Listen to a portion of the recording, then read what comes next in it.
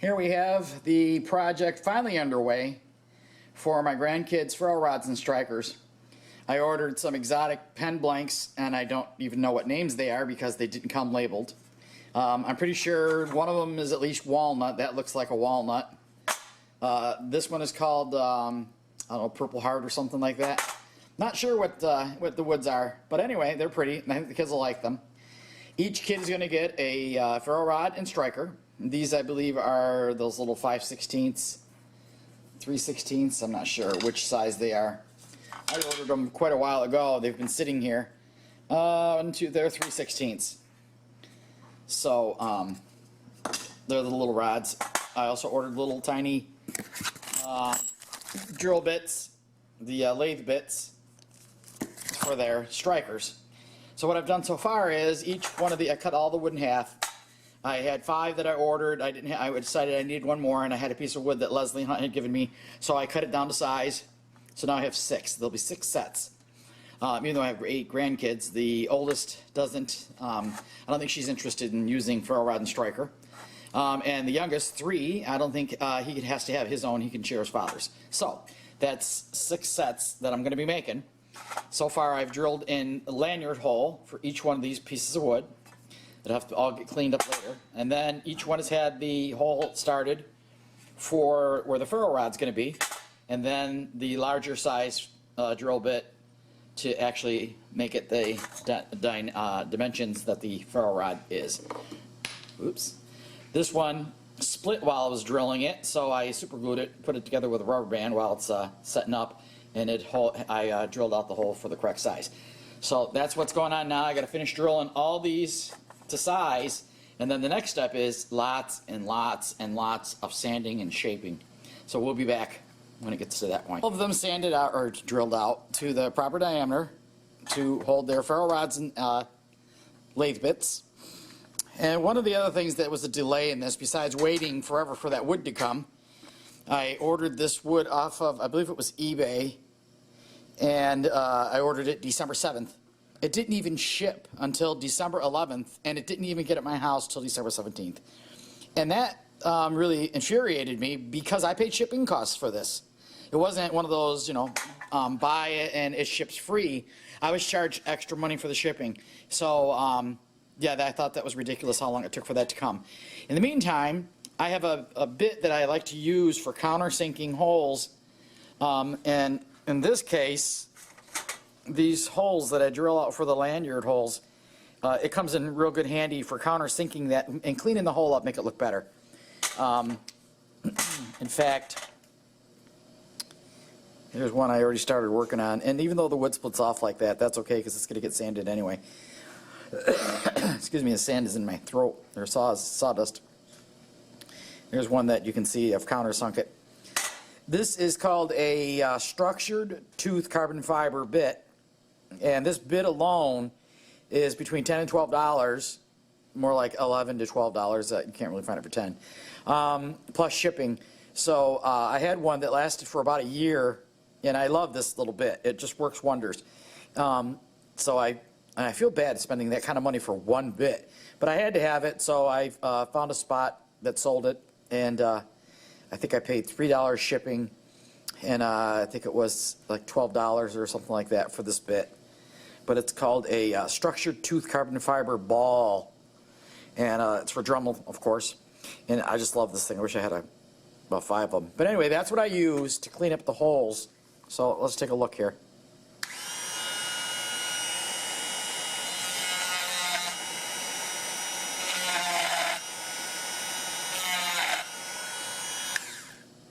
And you see it works quickly. These are, assuming these are all hardwood, and it makes a nice countersunk hole. All right, that's next on all of these. I'll countersink all the holes, get them cleaned up, and then I'll be ready for the belt sander. I started last night. Some of this wood is easier to sand than others. Due to the small size that I'm holding, it's difficult to sand on this belt sander, especially since I've got this new belt on there. It's, I think, 80 grit, and I got it online, I think. No, take it back. I got it from Home Depot. Previously, I had gotten some from an Ace store, and the grit wore off almost immediately. This, however, is real vigorous sanding paper, and I have to be very careful when I'm sanding because it tends to rip it out of my hands, being that there's not much for me to hold on to, and if I get tired, it's easy to have this whipped out of my hand and thrown in my face or across the room. So when I get tired, I gotta stop. As with all tools, shouldn't do it when you're tired. But I started sanding on, and here's the other one that had a deformity in the wood, and I'm working on that. But so far, so good. But this is the beginning shaping. I have all these to go, and I don't want to destroy this camera, so I won't be recording while I'm sanding because this dust from the sander gets everywhere, and I've been trying to vacuum some of it up. I don't like doing it in the wintertime because I can't have the garage door open. In the summertime, I can open up the garage door and kind of let the dust go out, but since it's too cold to open the door and do this, I have to stop every so often and vacuum up all the dust. Okay, I'll be back when these are all done. So I've been sanding away on these handles for the grandkids Ferro rods and strikers, and I went back online to where I ordered these wood blanks from to see if I can identify these pieces of wood, and I was able to see the list that I originally ordered them from, and so now I know what they are. This first one is Purple Heart. This next one is called Zebra Wood. This third one is called Sapel. This is Walnut. And the last one is Paduk. This is the one that has the red dust that goes everywhere and has caused my irritation with my lungs and my nose breathing this dust in. And ironically, I had a box of some odd pieces of wood that Leslie Hunt had sent me, and one of the blocks in there kind of looked like that. And lo and behold, it is. So that was the pieces, the funny little pieces I cut down, and was able to make 2 more handles for the 6 sets of rods and striker handles for the kids. So I've been sanding and sanding, and there they are. There's the 6 sets. A little bit more fine-tuning on the sanding to go, but I'm almost there. And let me just do this kind of real quick. Just put some water on there and get an idea of what that wood's going to look like when it's finished. That's beautiful. That's the Purple Heart.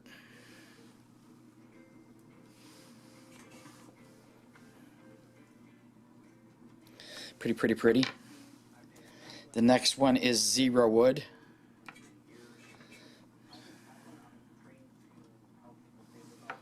Thinking one of the girls will get the Purple Heart. Zebra Wood is going to be a boy. So I think that's kind of a boyish, rugged pattern. Oh, that's kind of pretty. That one is the Sapel, if I'm saying it right.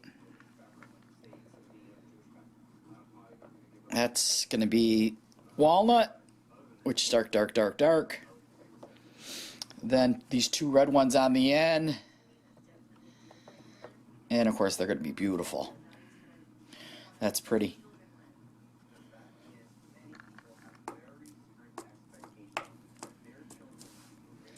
And I'm pretty sure that's the same wood. It's called African Paduk. Beautiful. Alright, so there we have it. The work on the handle and rods continues.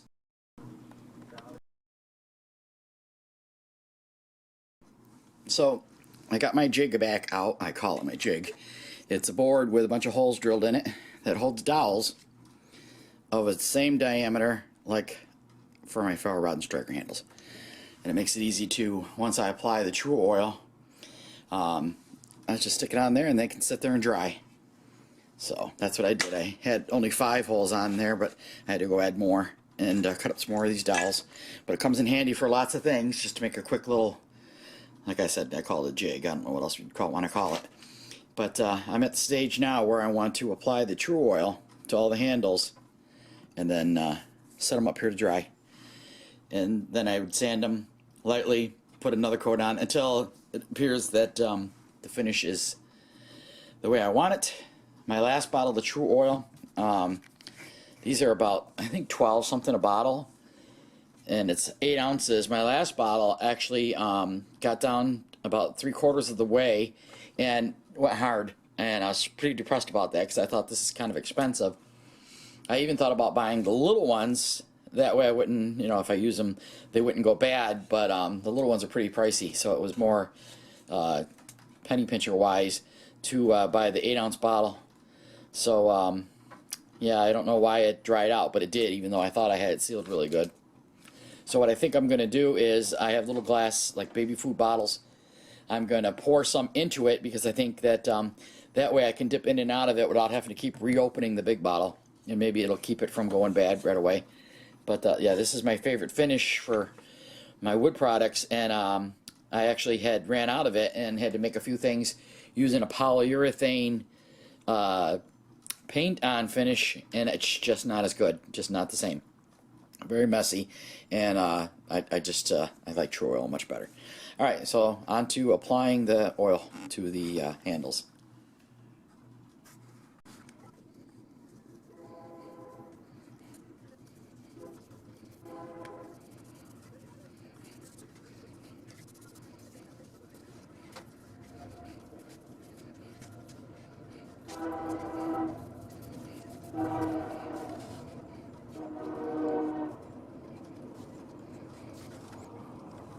So this is Gorilla Glue epoxy. I've never used it before, but I'm using it now to try and see how it works with gluing in the rods and the strikers. And we'll see how it works.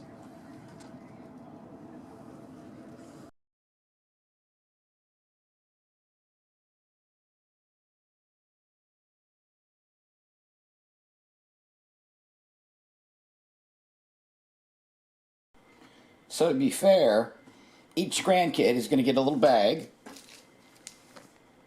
and it's going to be filled with equal amounts of the Maya dust that I have here, shavings, and then little fatwood sticks and chunks.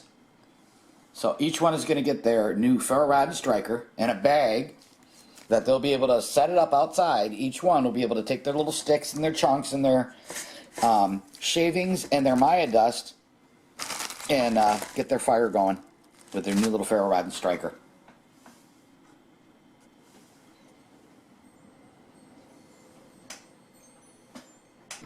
Putting the last coat, I hope now, of True Oil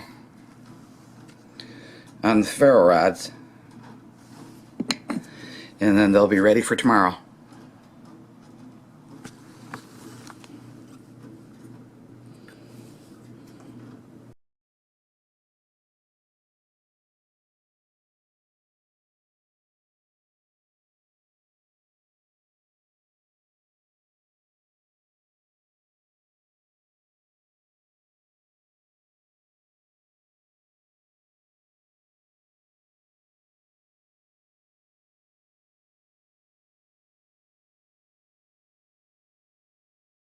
Here it is, Christmas Day, waiting for my son to get here with my grandkids.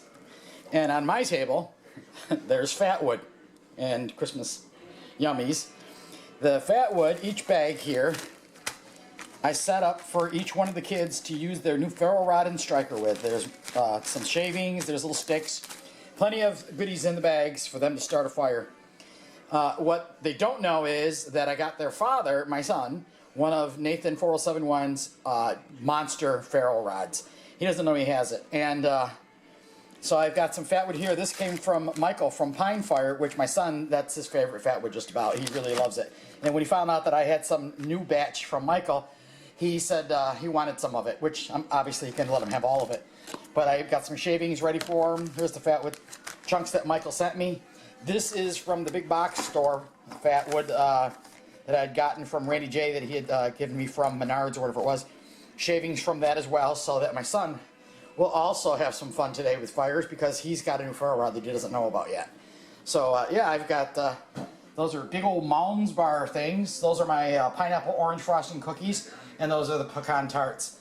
So yeah, next to the goodies is more goodies. Yum. Now I just wait for everybody to get here and we're going to make some fires.